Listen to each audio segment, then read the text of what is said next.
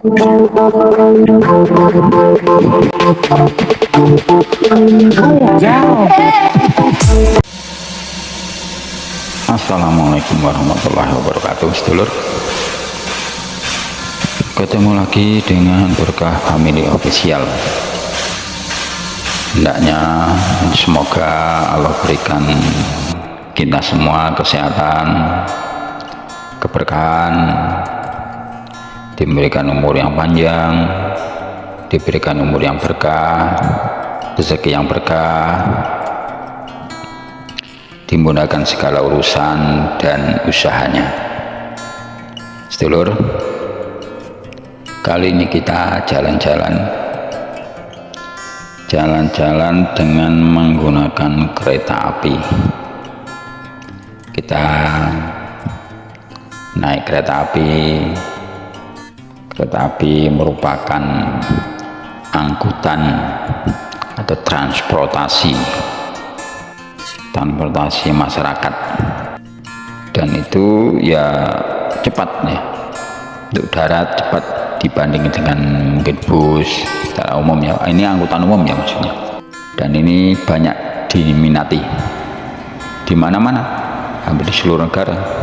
Terlebih-lebih kalau kita lihat tayangan ya, dulu di TV, sekarang di internet lah, di negara-negara seperti India, Bangladesh, Pakistan, itu mereka memang menumpukan atau menitik beratkan bahwa angkutan umum itu kereta api itu.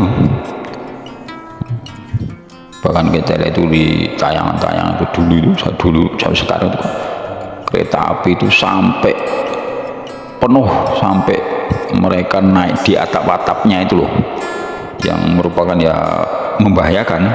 Tapi mereka seakan-akan biasa saja ya, mungkin nggak tahu, mungkin juga banyak yang hilang nyawanya mungkin dengan itu, tapi ya nggak tahu. Tapi akan ngeri naik di berdesak-desakan di dalam kereta api itu, sampai bergelantungan sampai di atapnya, di atasnya itu. Masya Allah, di tempat kita dengar, kita kan nggak sampai seperti itu. Apalagi sekarang sudah semakin bersih, semakin tertib. Dulu saya ingat masih anak-anak itu, tahun 80-an ya, naik kereta itu. Pertama saya naik kereta itu, saya ingat saya tahun 79 ya, 79 itu masih anak-anak itu. Ya di dalam kereta itu ya ada asongan, ada penjual, ada pengamen. Ya, sekarang sudah nggak ada. Sebelum itu semua ya tetap ada penjual asongan, ada itu pengamen dan sebagainya. Sekarang sudah nggak ada, sudah bersih, sudah tertib, sudah nyaman ya, naik kereta di tempat kita sudah nyaman. Artinya lebih dari nggak sempit-sempitan, dan jumlah tiketnya itu ya sesuai dengan jumlah kursi yang ada gitu loh. Ya, kemarin pernah dari ini naik kereta untuk wisata itu, pas pernah sekali penuh, sekali juga pernah ya kurang penumpangnya, belum saya bergelantungan. Tapi kan dekat cuman Solo Wonogiri itu berapa sih, sekitar 30-an kilo ya, 30 kilo, tapi ditempuh dengan jarak hampir 2 jam, karena memang ya untuk wisata, untuk menikmati pemandangan, bukan untuk mengejar waktu. Bahkan sekarang ada kereta-kereta yang sudah lebih lagi ya kecepatannya, ada yang sudah kereta cepat, ada kereta yang fasilitasnya lebih, bahkan ada kereta yang sekarang ada tempat untuk sholatnya, disediakan tempat untuk sholat, dan sholat ada. Ya semoga saja di tempat kita sudah terwujud gitu, karena kan kereta itu kan lama, artinya yang jauh antar kota itu, kemudian kalau berhenti kan sebentar, setiap situ kan berhenti sebentar, paling 15 menit, 10-15 menit, mana sempat untuk sholat dan sebagainya. Nah, maka ada yang menyediakan itu, karena memang ya sebagai seorang muslim kita ini diutamakan sholat, itulah tempat kita atau saat kita bermunajat kepada Allah. Sholat itu miftahul jannah, kuncinya surga. Kemudian itu bahwa dikatakan bahwa sholat itu mi'rajul mu'minin. Sholat adalah mi'rajnya orang-orang beriman. Untuk ngendika, untuk bermunajat kepada Allah yang melalui sholat. Kalau Rasulullah itu mi'raj langsung ke Sidratul Muntaha, ke langit ketujuh, ke menjumpai Rasul ke Sidratul Muntaha, mi'rajnya. Kalau kita sebagai umatnya, mi'raj kita ya dengan sholat. Artinya bukan kok ke sana, tapi munajat kita kepada Allah dengan sholat. Jangan sampai kita meninggalkan sholat, sangat rugi. Maka barang siapa sholat itu sangat disyukuri, perlu syukur. Karena dalam kondisi saat ini di akhir zaman, kok kita ditakdirkan sholat bersujud kepada Allah, ini sudah luar biasa. Jangan kok dulu kita menilai atau menganggap atau menjudge menghakimi sholat kita sah atau tidak, itu nantilah. Tapi kita, yang utama kita ditakdir sholat, ditakdir sujud kepada Allah, itu sudah luar biasa. Masalah sujudnya benar atau tidak, tapi itu benar, karena sujud itu kan sudah yang mulia. Sujudnya nggak sempurna lagi nggak apa-apa, itu nanti, itu proses. Kita ditakdir sujud kepada Allah, itu sudah luar biasa. Coba nanti di akhirat ditanya, wahai fulan, kau pernah sujud enggak sama Allah, sama aku, kata Allah.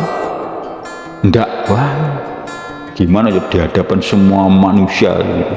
Enggak pernah sujud. Wah. Tapi wahai fulan, kau pernah sujud? Oh pernah. Wah, apa enggak keren itu? Pernah sujud kepada Allah itu sudah keren banget.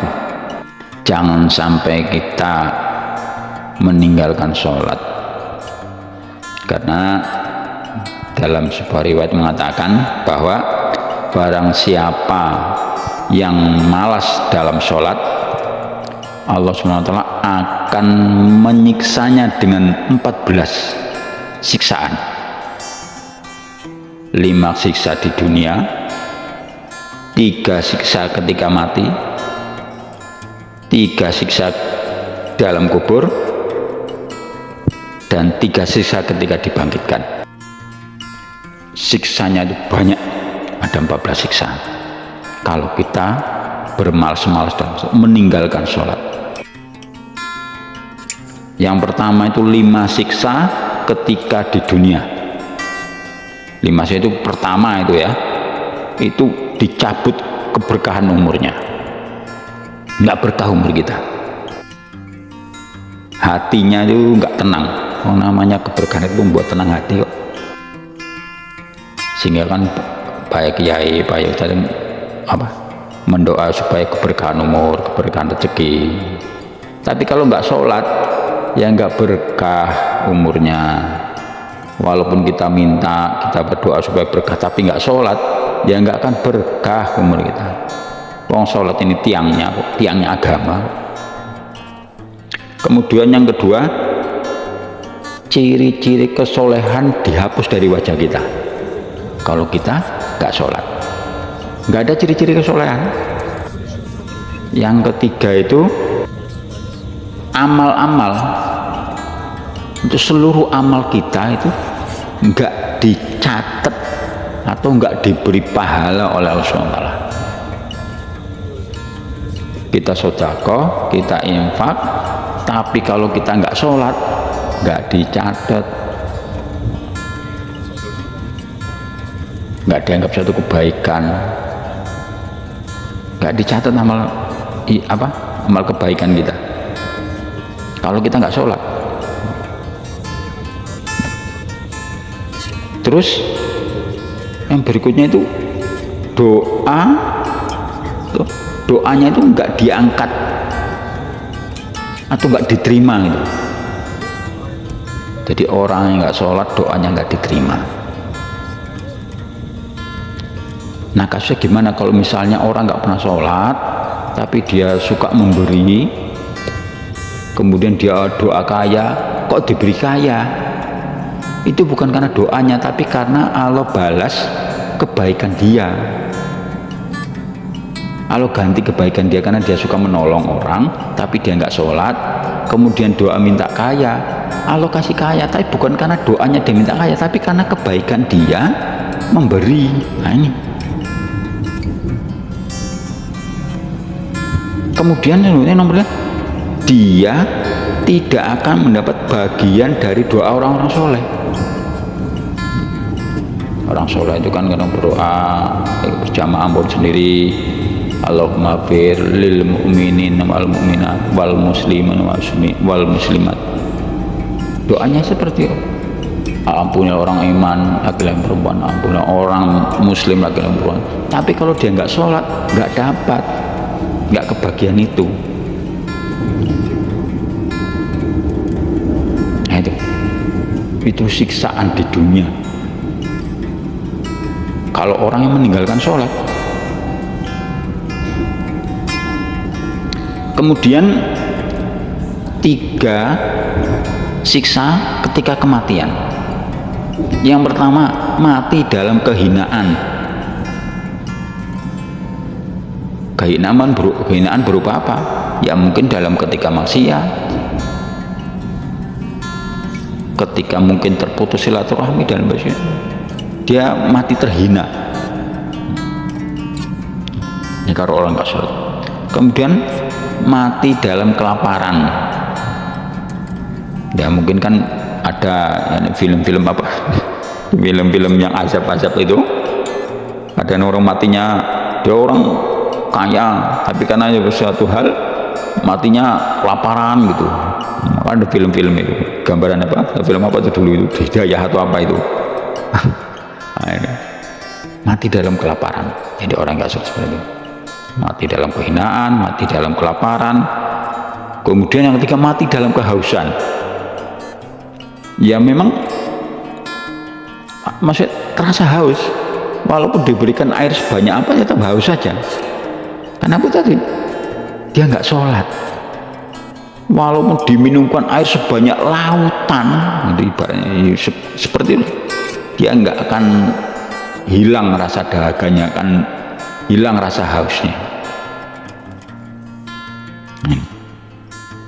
Jadi ya haus terus. Jadi kalau orang nggak sholat itu matinya hina, matinya lapar, kehausan, itu yang dia rasakan.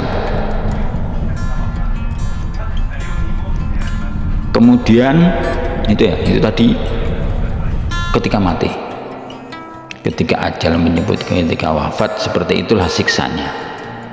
Kemudian itu siksa ketika dalam kubur. Ketika dalam kubur, orang-orang yang tidak sholat itu pertama akan dihimpit oleh kuburnya. Kubur itu menghimpit dia itu sampai tulang rusuknya itu mepet terus, saling bersilangan gitu. Nah, kayak itu dua tangan ini menggenggam bersilangan kayak jari-jari jemara kiri kanan itu. Bersilangan sampai diimpit oleh kuburnya seperti itu. Terus itu dibakar. Ini ngomong ceritanya supaya orang cepat sholat. Inilah kalau orang nggak sholat itu udah kuburnya menyempit, mengimpit dia, kemudian dibakar oleh api dalam kubur itu, dibakar. Dan ya guling-guling, pokoknya ya namanya dibakar gimana coba.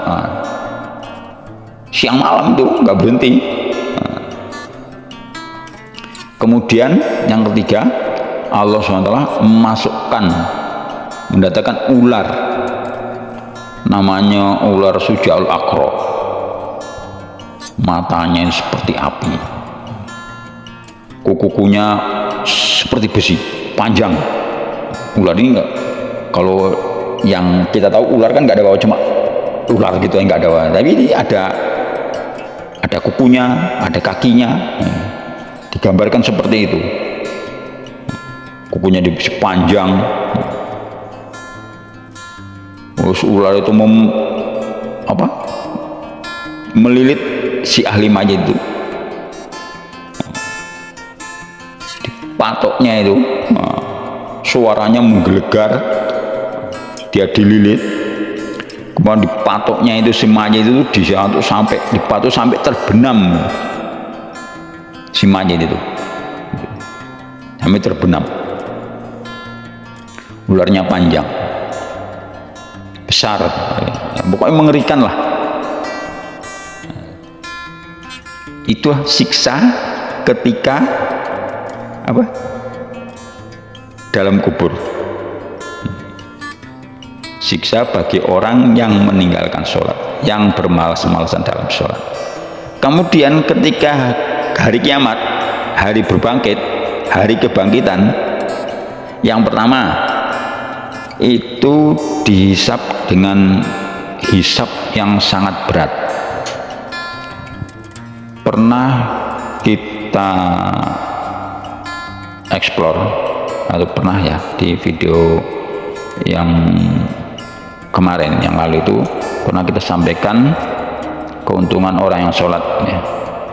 Maka keuntungan orang sholat itu salah satunya tidak dihisab, masuk surga tanpa hisab. Tapi kalau sebaliknya orang yang tidak sholat maka dihisab dengan sangat berat, ditanya, pertanyaan mendetail, terus dioncai. Itu yang pertama, jadi dihisab dengan sangat berat. Kemudian Allah murka, dimurkai oleh Allah. Kemudian dilemparkan ke dalam neraka. Nah ini pungkasannya. Jadi orang nggak sholat itu intinya masuk ke neraka. Sampai kapan? Ya nggak tahu. Sampai selesai perhitungannya. Lama, tahunan, mungkin puluh tahun, ratusan, ribuan tahun di neraka. Kalau dia meninggalkan sholat. Ya sedulur, ya perlu kita ingat bahwa sholat ini harus kita pentingkan, harus kita utamakan apapun kondisi kita. Segera kita jangan menanggung-nanggungkan, jangan menyepelekan sholat. Selagi kita masih sehat, selagi masih diberi kekuatan, segera sholat. Artinya jangan tinggalkan sholat. Demikian sedulur, jalan-jalan kita, jalan-jalan menikmati kereta api. Semoga sedulur semua terhibur, semoga bermanfaat. Terima kasih telah mendukung. Mohon maaf segala khilaf. Kita sudahi. Assalamualaikum warahmatullahi wabarakatuh.